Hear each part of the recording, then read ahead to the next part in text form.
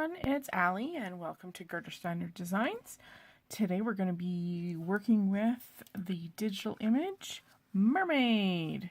So I've made two copies. I've got the original image here off to the side, and we're going to start by making a background. And what I've done is I've taken out the mermaid and the little fishy, and we're going to start with just a blank scape, and we're going to color it first, and then we're going to color our mermaid. So let's get started. So just above my palette here, I have a variety of different Distress Oxide inks, and we're going to be using a variety of them. I'm not sure what colors, but we're just going to have some fun and play around. All right, and away we go here. I think what we'll do is we'll start with a light lavender. We'll start with the shaded lilac. Now, I'm not going to worry about our scape on the bottom, including our plant. I'm just going to go completely over it, and we're going to actually add it back in with using the other image that I printed out. So we're just going to have some fun with some color. I thought it might be kind of fun to put in some non-traditional kind of sea colors. What we're going to make is a shaker card with our mermaid image floating around inside. So I need a scape for her to float around in. Okay, done with our shaded lilac. Let's put it aside. I think I'm going to bring in just a touch of wilted violet. And we'll just come up from the bottom. This is a brand new sponge, so I just need to prime it with a little bit of ink here. We'll kind of put it just coming up from the back of our ground, just to warm up that shaded lilac. And again, that's wilted violet. Set it aside. Then I think we'll bring in some broken china. This is a nice light blue, and we'll go over a little bit of the shaded lilac, and we'll do probably the majority of our scape in the background here with this color. This would be a pretty traditional color that you might use for a background of your seascape. Once again, these blend really well. You can always come in and add color on top again. Just like the shaded lilac here is tending to kind of get put behind in that broken china color. But we can go in and add more of that color over top. And it will also allow us to blend those two colors together. Okay, like I said, we can come back to this. And I think we'll add a little bit of our Mermaid Lagoon, a little bit deeper blue. Just priming my sponge again. And there we go. We are not going to use this entire piece of paper. I'm going to trim it down. So it doesn't matter really what our edges look like. Just want to make sure that we get the majority of our scene colored in so that I have a nice background to work with.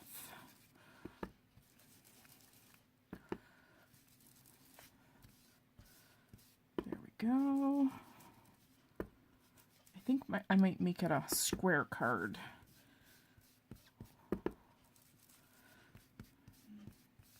Just kind of blend our broken china and our mermaid lagoon together. There we go. I'm going to set it aside. I'm going to go back to our shaded lilac again. And I'm just going to go in and put a little bit more over that spot.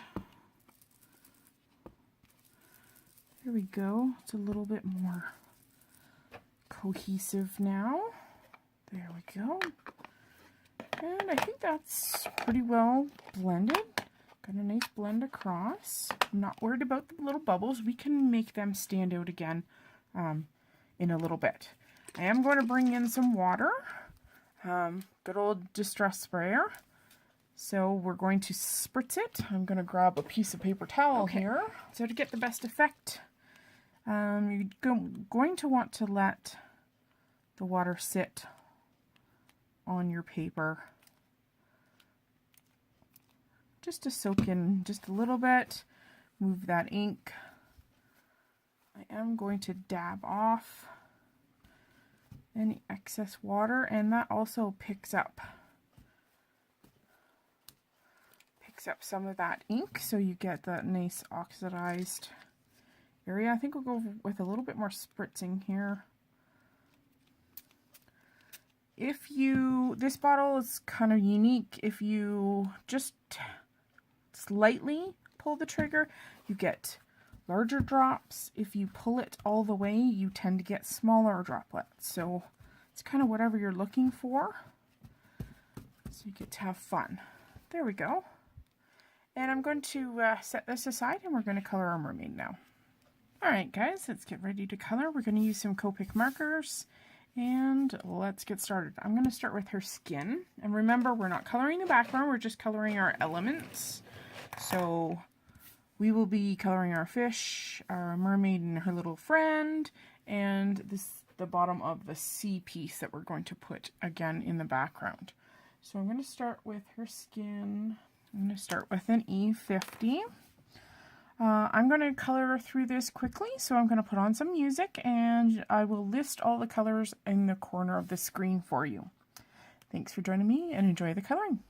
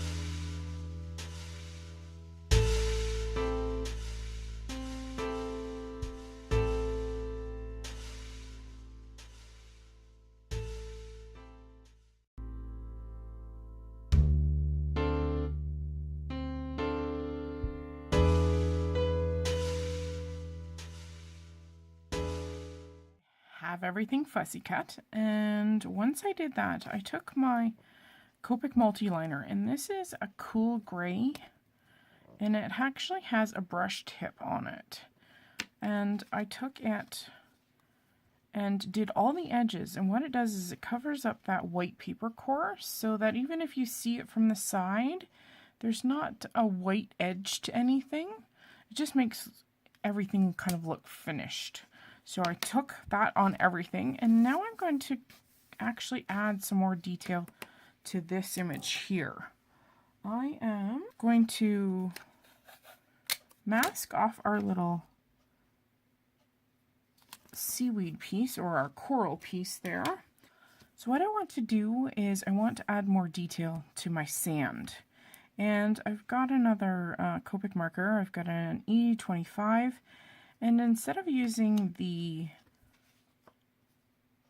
chisel nib, I'm going to actually put in the brush end. The brush end will give me a spatter end. If you go really, really lightly, you can get a really, really fine detailed mist. So that's what I'm going to do to this. And I think I'll use a couple of different Copics. I had to reload in something that was a little juicier. This is an E27. And away we go.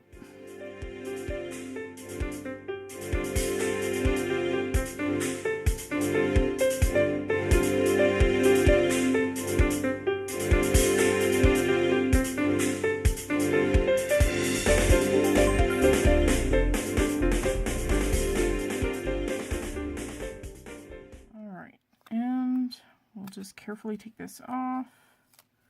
There we go. And now we have a little bit more of a sandy piece there. Let's get assembling our card.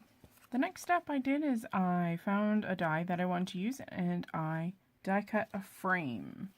So I just took a piece of heavy duty white cardstock and I cut myself a frame, and of course you can save this piece and use it on a later project. Now the other thing I did is I also took our background piece and I cut it out with the largest die from my frame as well. So that preps it and makes it exactly even with my frame. It makes it so much easier to put everything together.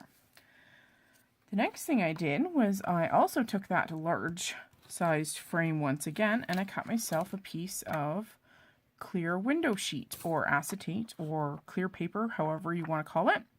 And so it now will fit on the back of our frame. So we'll set this aside. We'll flip over our frame. I put on some nice sticky adhesive. This is just some Score Pal tape. I'm going to remove our release paper. And we're going to put this. I've got funny little pieces on the back of my paper here. Just want to get rid of that straight piece of paper, and then you line it out with the edges of your die, and you're going to stick your clear acetate to the back of your frame.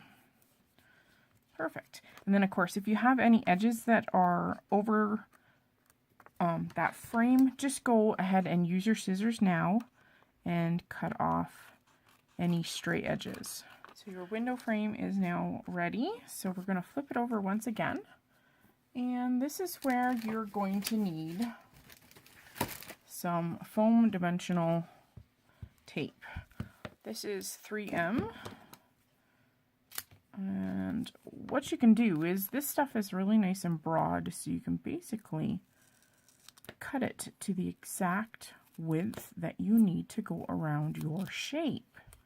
Now, having rounded corners definitely makes this a little bit more challenging, but that's okay. Some people take off the backer tape paper and bend it around, but I find it easier just to cut a little slice out of it, which allows your paper to kind of pivot, but don't cut all the way through if you can avoid it. Yeah, okay. So another piece, and you're going to go all the way around your shape. You want to make sure that each of your pieces of foam tape are butted up against the next, because you don't want any gaps for any of your sequins or whatever you're going to put inside your shaker card to fall out. Okay, I'll get this finished and then we'll go on to the next step. So the next step is to attach our little foreground piece. Now I've used some just low-tack tape here, and what I'm going to do is just open the tape that's at the bottom And we're going to adhere it in between 2 layers of our foam tape. So I'm just going to pull off the foam tape on the bottom of my frame at this moment in time. Oh, that's okay. All right. So I'm going to line up my frame with the bottom of our background piece. There we go, that's a little better. And what I'm going to do is I'm going to pick that up.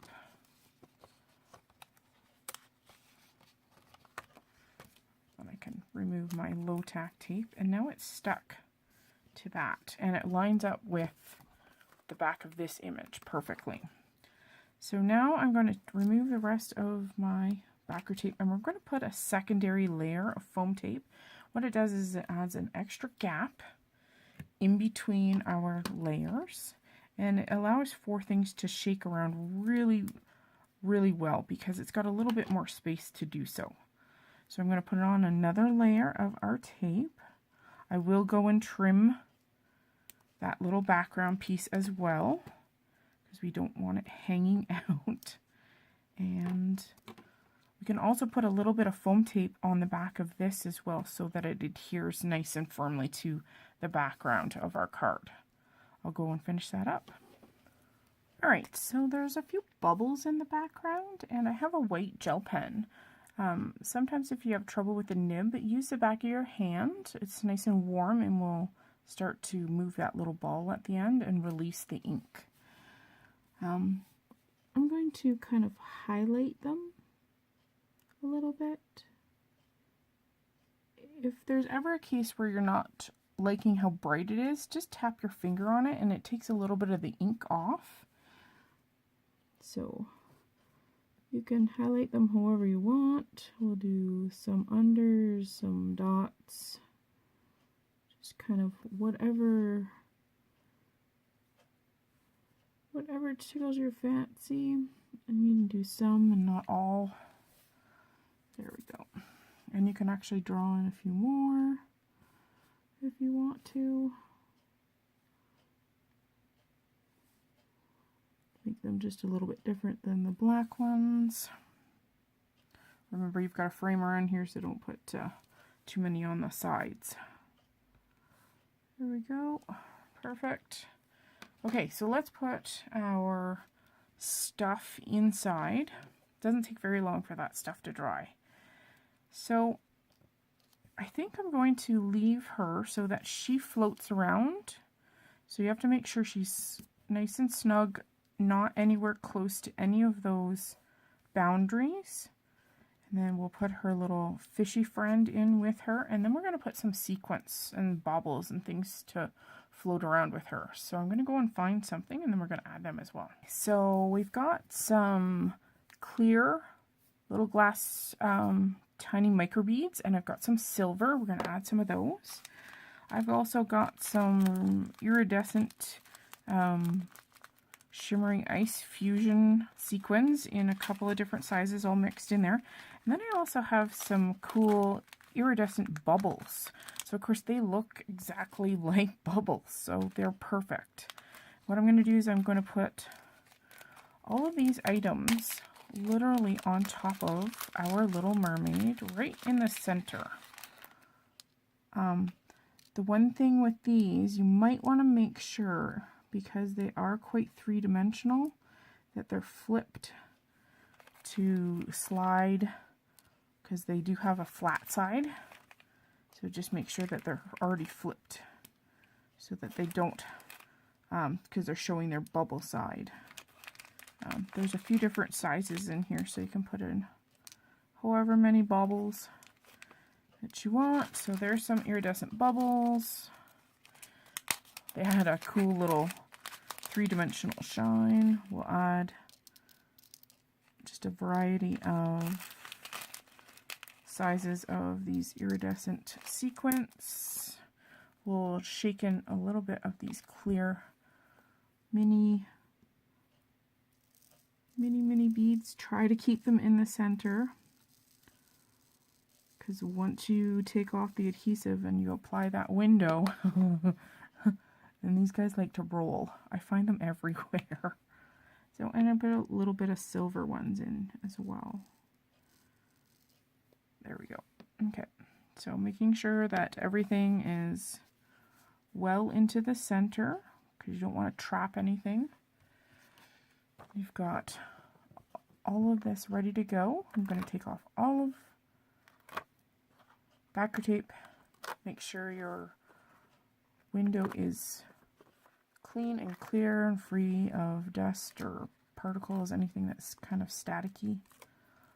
I've got a little bit of foam tape underneath our plant too, so I want to make sure that there's nothing there. Just double checking. One more piece. Okay, and then you've got to be really careful because you've got to line everything up.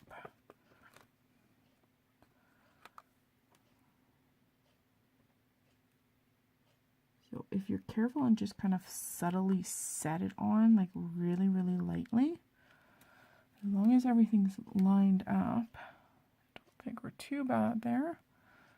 You can get for everything a press down, nice firm press down. Make sure your plant is pressed down. And there we go. So now you have all kinds of baubles in that and things to float around, and so will your mermaid. Let's put her on a card base here. I just have a 4.5 by 4.5 card base. This is what fits this particular shape. I'm going to use my ATG gun, and I'm going to give a pretty liberal amount of stickiness here. Perfect. Making sure my fold is in the right spot, and we're going to give her a nice little platform. There we go. So give her a good shake. Oh, and her little fishy's upside down. But isn't she cute? There we go. A fun little shaker card, and it could be of any theme. It could be a little girl's birthday. It could be a howdy, how are you, friend? I'd like to see you soon. It would make a great card for somebody special. Thanks for joining me today.